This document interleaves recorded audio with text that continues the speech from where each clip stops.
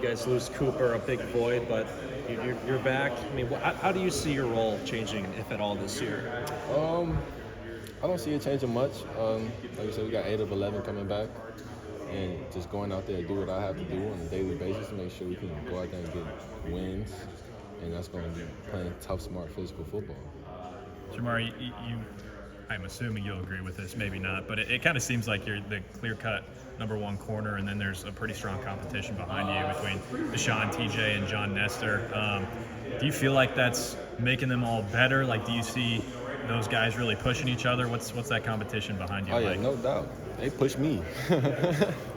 Well, I think when there's competition in general, everybody's on the cream of the crop is going to rise. And even so, there are 3 great corners that you just mentioned, 4 including myself, and we all just try to push each other. Getting on the field together. We've been doing a lot of workouts outside of what we have here, and just trying to get better day in, day out. Do you feel calling to kind of step up and help those younger guys, push them along, or what does that look like for you? We've all been together for 3 years now, John too, so they kind of understand what it is and what it is we have to do. They've been through some seasons, got some experience under their belts, and I'm looking forward to seeing what we all going to do together collectively as a DB room, as a defense, as a team. So it's going to be fun. Seems like Nestor always has just a ton of energy. Mm-hmm. No, yeah, he definitely does.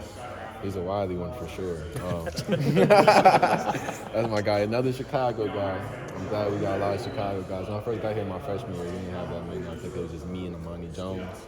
And now we got almost 6, 7 Chicago guys. So it's, to have that camaraderie. But with John, John's a special dude, no doubt. It gives me a little similarities to Riley. I know you probably have heard that. But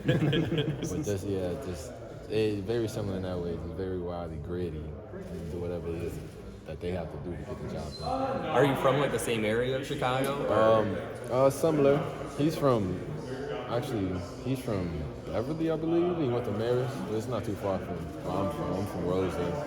It's probably like 20 minutes west. But yeah, I've actually known about Nestor before he got here. A couple of friends of my team I went to actually played school with him. Like the Catholic League, small world. And Jermari, you had two full years as a starter on tape. Could you just talk about maybe your decision to come back and what went into that? I felt like I had more to give. Last year obviously wasn't my best year, but towards the end I felt as though I had gotten into a good rhythm and trying to build on that coming into this year. So a lot of things that are the same defensively wise, coaching staff, player personnel, but a lot of differences in who you're practicing against on the offense. What has kind of been some notable differences that you guys have had to do in just preparing to just scrimmage? Obviously with Coach Lester coming in, we knew we'd be facing a different type of offense, which I think is a great challenge for us. Just make sure we're on our keys, alignment key responsibilities. I know they challenge that a lot, especially this spring. And I'm looking forward to see, now that they have it all under their belts coming into this fall, seeing them put it all together, it's going to be fun to watch, fun to go against. How nice is it to actually have like a healthy offseason going into? It's beautiful. It's beautiful. Now I get the chance to just run around, enjoy the weather, be out there with the guys, conditioning, just being able to work on my footwork day in, day out. It's a blast, and something I won't take. I don't take it for granted because, like I said, I've been in a situation where I didn't have it all season. So just trying to take it full advantage of my opportunity. We know that, last year we talked a lot about the adversity that you faced throughout your career, but, going into your final season now, I guess how would you describe the growth of your maturity maybe from 5 years ago to heading into this season? Tremendous. Definitely didn't see myself in this position when I first got here in 2019, which seems like forever ago. Just overall from all the experiences, like you said, just trying to be the best I can day in, day out, and being that whole with who I am and what it is I know I have to do, and just the comfort level, but still the comfort level of being uncomfortable. I understand that in order for me to be where I want to be, in order for us to be where we want to be as a team, we have to be uncomfortable, put ourselves in that deep water.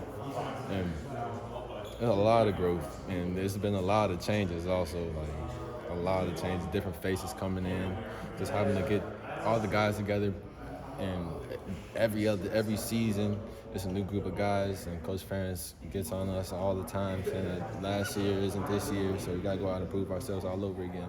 And we're looking forward to that challenge. You mentioned last year. Mentally, time, being able to manage my time. Now I'm getting a little older, my body, being able to take care of my body and just trying to go out with the best ability, with your availability, and just mentally. You mentioned last year maybe not being the best year for you. What do you want to change this year in terms of it making it a better year and maybe, I don't know, more consistent year? What are you looking for?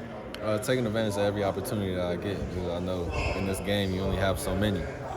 So I'm blessed to have another year to come back to try to capitalize on those opportunities and make the best for my team, and so we could be the best we can be. I'm sure you're hoping to increase your draft stock too. What do you want to show this year in terms of that? Like you said, consistency over time, more plays on the ball, tackles, doing everything. At the end of the day, it all comes down to just playing tough, smart, physical football. And if I focus on that, then everything will take care of itself.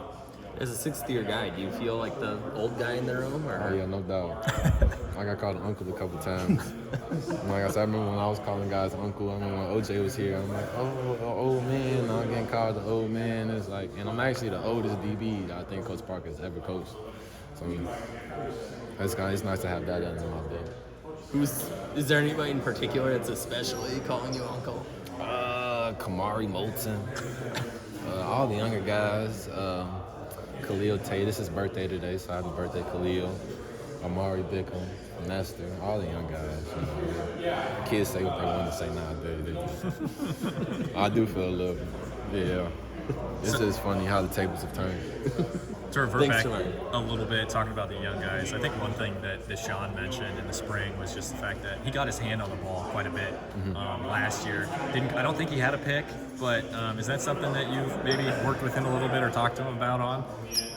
He's a natural ball hawk. Like, all Iowa DBs are really natural ball hawks, and I think this is going to come down to Elijah McHugh's responsibility, and the plays will come to him. Okay. The plays will come to him. There's not many much I can tell him. Other than that.